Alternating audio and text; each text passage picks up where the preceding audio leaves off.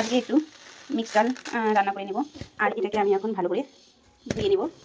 ভালো করে ধুয়ে এটাকে আমি হলুদ দিয়ে সেদ্ধ করে নেব। এই মিক্স ডালটা কীভাবে রান্না করতে হয় সেটাই আপনাদের মধ্যে শেয়ার করবো আজকে।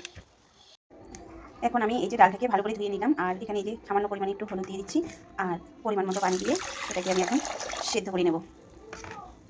ডালটা সেদ্ধ হয়ে গেছে, ডালটা পুরোপুরিভাবে সেদ্ধ হয়ে গেছে দেখুন। এবার এখানে আমি মশলাটা করে দিয়েছি। এখানে দিয়েছি পেঁয়াজ, কাঁচা লঙ্কা, রসুন কিছুক্ষণ ভেজে নিয়ে তারপরে এখানে টমেটো দিয়েছি, আর দিয়েছি স্বাদ মতো লবণটা আমি এখানে দিয়ে দিয়েছি, আর সামান্য পরিমাণে এখানে লঙ্কার গুঁড়ো দেবো, আর জিরে গুঁড়ো, ধনে গুঁড়ো দিয়ে সেদ্ধ ডালটা এখানে দেবো। তার আগে এখানে আমি দুটো ডিম দিয়ে দেবো।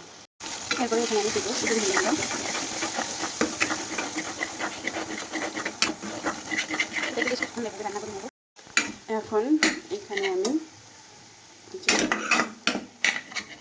ডালটা ঢেলে দিই।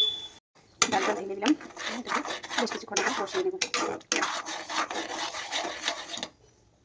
মিক্স ডালটা দেখুন কতটা লোভনীয় হয়েছে, জাস্ট ওয়াও। এখানে আমি কিন্তু দুটো ডিম দিয়েছি। এই ডালটা কিন্তু এভাবেই রান্না করতে হয়। অবশ্যই আমি এটা রেসিপি সবার সাথে শেয়ার করবো।